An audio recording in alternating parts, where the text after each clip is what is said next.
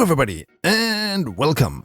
Now that the cat is out of the bag, we know that with Kitten Space Agency there's a new potential spiritual successor to Kerbal Space Program in the works. I thought it might be a good idea and talk about some of the things that it should do better than the original goofy space simulation game that so many of us fell in love with. And yet, even though I deeply love KSP and have spent roughly 6,000 hours in it, there are some things I absolutely cannot stand, hate even in some cases. And this is my challenge to the KSA developers or to anyone else who wants to build a game that follows in KSP's footsteps. Please do better. As I promised in the video I did about Kitten Space Agency, I'm going to keep following that game's development, and there have already been some interesting new things they have shown. For instance, the progress they made on atmospheric scattering. If this type of thing interests you, subscribe to this channel so you don't miss future updates. So without further ado, here are 7 things I hate about Kerbal Space Program. Watch until the end, I saved the worst offender for last. But we start with needle in a haystack. Of those close to 6,000 hours I accumulated in KSP, probably more than half were spent building my contraptions. And this is where most players start their play session. You open the game, after a long waiting time, more on that later, and enter the vehicle assembly building or spaceplane hangar. And when you build vehicles where things are tightly packed and you want to pinpoint a specific part, things get messy, especially when in the VAB, because the control scheme is more restrictive than in the hangar. Yeah, another thing that is suboptimal. The mouse wheel does different things in each building, and since you cannot really pan the camera in the VAB, hunting for that small piece you've hidden inside the cargo bay between a dozen other things is going to be that much harder. Honestly, despite all the deserved criticism it got, KSP2 did a few things better. There was only one area where you could build vehicles and it had a unified control scheme. You could pinpoint the camera with the middle mouse button on a specific part, making it easier to focus on certain sections of your build. And yes, many of you dislike the parts manager window because you preferred the right-click menus of KSP when tweaking part attributes. But it had something going for it. You could just scroll to the part you were looking for instead of playing needle in a haystack with the camera. Kerbal Space Program could have used something similar to what it already had in flight mode. Aim camera on specific parts. While still not precisely looking at the part I want, I could at least move the camera in a better way to reach the desired element. For instance, a probe core to say control from here, but it still gets very tedious if you have to do that often. When I did my dual Duna dropper video, one of the things that reminded me how much I hated looking for specific parts within a complex build was finding the robotics controllers to reprogram them, which had to be done because of digital Alzheimer's. When you want to reuse some segments of your vehicle, KSP enables you to copy them by holding down the Alt key while clicking. However, you need to be aware of some serious limitations here, because the game forgets a lot of things you previously did to the ship you were building, for instance, your lines. If you had to connect tanks manually to engines and you copy and paste that segment, make sure you reconnect all those lines, because the game decides to cut all of them. The fuel line start and end points are still there, but the line itself is missing. Or even worse, you spend half an hour fine-tuning a robotics sequence and want to have not one but 2 landers with the same functionality? Well, tough luck. Because after copy and pasting that lander, you will have to redo the robotics controller sequence from scratch, if the game is being generous. If it isn't, you will have to replace entire robotic parts, because even when you redo entire sequence in the controller, it still won't move as you desire, especially when you used symmetry on robotic parts.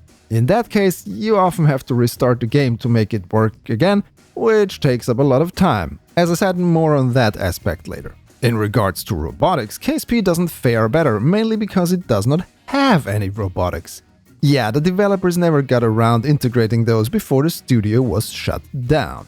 Before we head out of the VAB, we need to talk about attachment madness. There are structural panel parts in Kerbal Space Program that enable us to build really intricate and complex shapes.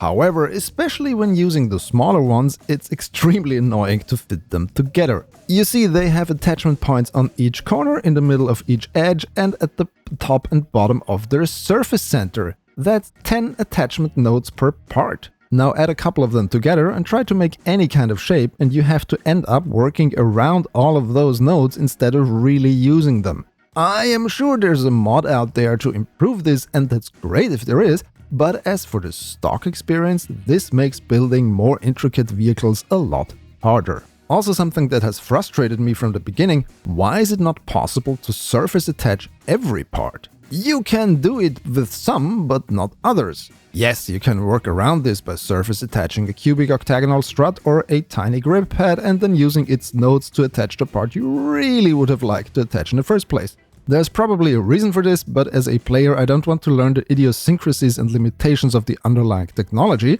I want to play the game and be able to build the vehicles I want with parts that behave in a consistent manner. Now that you have built your vehicle, it's finally as it should be and will remain that way, right? Wrong, because she's breaking apart, Captain! As I understand it, Kerbal Space Program does not really build a vehicle out of the parts you add in the editor. Instead, you have hundreds of parts flying in formation together, to put it in a simplified manner. This can lead to all sorts of unwanted behavior. But something that's really irking me is when parts suddenly realign during flight and then remain that way. Again, this happened during my dual Duna dropper mission, but a more egregious example happened during a complex mission where I sent multiple space planes, again to Duna, to build an orbital refueling station and mobile refinery. Unfortunately, I can't find the original recording anymore, only a short clip I put onto my Discord server, link is in the description by the way, but at one point I loaded up the game and all the parts were in the wrong places. It was as if a toddler had grabbed my station and mangled it for a couple of minutes, then threw it to the dog to chew on. I can also show you examples of parts starting to wobble uncontrollably, resulting in the disintegration of the entire thing. This happened so often during that mission that I was so annoyed that I didn't even do a video for my channel on this mission. Mind you, that's more than 100 videos with more than 40 gigabytes combined that still lie around on my server untouched. Dozens of hours of gameplay I decided to discard because I got so angry with Kerbal Space Program's problems that I decided to just shelve them. For long-time viewers of the channel who remember my Operation Moonsucker series part 1 and 2, this would have been a successor to those, but instead of sucking ore from a moon, it would have been the planet Duna itself that would have served as the source of the propellant. Yes, I know it would have been more efficient to use Ike, but where's the fun in that? Anyways, this spontaneous realignment of parts as well as the wobble kraken destroying my vehicles is a big negative point for me in Kerbal Space Program. And it also happened in KSP 2. During that Joule 5 mission I did, where I even collected underwater science from Lathe, some parts drifted apart from each other. You can see a gap between the cargo bays there. I know that Kitten Space Agency is going to handle parts differently. They are doing batch rendering, and I sincerely hope that this will prevent a lot of the issues we had in that regard in KSP. But if your vehicle doesn't break apart without you knowing why, you have to get somewhere. And this leads us to wonky orbits. Orbital trajectories in Kerbal Space Program were not easy to build into a game based on the Unity engine. With their approach of using a completely bespoke architecture and framework for Kitten Space Agency, development studio Rocketworks hopes to avoid some of the problems the original KSP team had faced, or that the players faced because of the shortcomings of Unity. Here's an issue that was probably caused by one of those. When you have an intercept with another planet lined up and you time warp, your intercept disappears unless you slow down to regular speed. So if you aren't careful, you will shoot past your target and end up stranded in space. A couple of times. Players who never leave Kerbin's sphere of influence and stick to its 2 moons will likely never encounter this issue. But as soon as you go interplanetary, you will be haunted by it eventually. To avoid it, you have to exit time warp before the actual encounter and then just wait until you are within the sphere of influence of your target. And that takes up additional time. We get to that part later. Because now that we are at another planet, maybe we want to land there and explore it. But here we encounter another issue. Everything slides. Landing gear or skis? You decide. Friction in Kerbal Space Program does not really work like it does in the real world. Or maybe it does because the material for landing gear is some really slippery Teflon type? I don't know, but wheels are also underwhelming. Sure, it's called Kerbal Space Program and not Kerbal Rally Program. Hey, there's an idea maybe. But still, driving around the surface of a planet or a moon is a big part of exploring a new world, and it's quite annoying that you have to constantly work against the wheel and landing gear physics to make it work. Granted, there have been many improvements over the later years in KSP's development, and it is far better than it was in previous versions. But I say it could be a lot better. And I hope that whichever game takes the crown of Space Sim King from Kerbal Space Program one day will offer us better surface physics, for lack of a better word. The landing gear issue, as illustrated here, like so many of the other problems I outlined in the video, causes players to lose time because you need to wait until the game decides to place your vehicle at rest at one point. And this finally leads us to the big one. It steals time. We live in an age where you can buy nearly anything provided you have enough money. There is just one resource you will never be able to replenish no matter how rich you are: time. The older I get, the more valuable my time becomes because I have to balance what little I have available between a lot of things: job, family, other things I like to do besides gaming, and so on. Shameless plug for my mountain biking channel, by the way. Anything that takes time away from me is a source of frustration. For KSP, this starts already with the game loading. We're talking a couple of minutes here until you can finally enter your space center and start your journey. This only gets worse the more mods you install, naturally. KSP2 did a lot better, where you could already launch a rocket while the other one wasn't even at the game selection menu yet. Then there is general performance.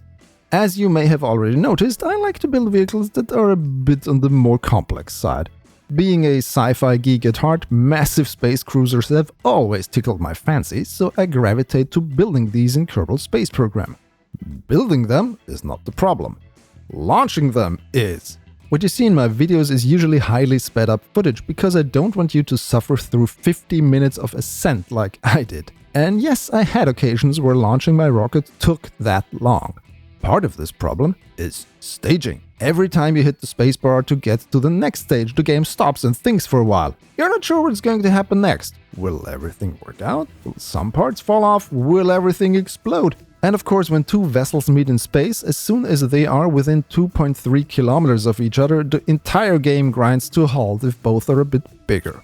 Your time as a player is valuable, and you deserve it that a studio respects that and develops their game accordingly. Anyway, those were 7 things I hate about Kerbal Space Program. While hate is a strong word, make no mistake, I think it is still one of the greatest games ever made, and I still love it dearly. But in a relationship you have to be honest, and if there are problems, they need to be acknowledged. Do you agree with my list? Do you disagree? What are your pain points in Kerbal Space Program? Let me know in the comments down below.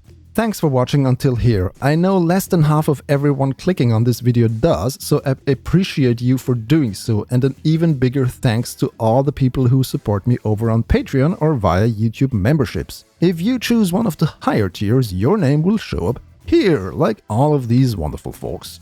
Thank you so much for your support. And finally, what do you think of Kitten Space Agency? Does it have the potential to remedy some or even all of the issues I have with KSP? Or do you think other games like Juno New Origins or Rocket Science have a better chance of capturing the attention of space sim game fans? KSA has the advantage that developers from the original's team are on board.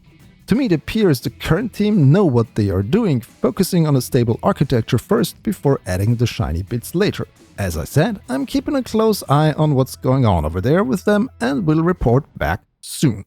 If you enjoyed this video, please subscribe to my channel for more and follow me on my social thingies. The links are in the description. Thanks for watching.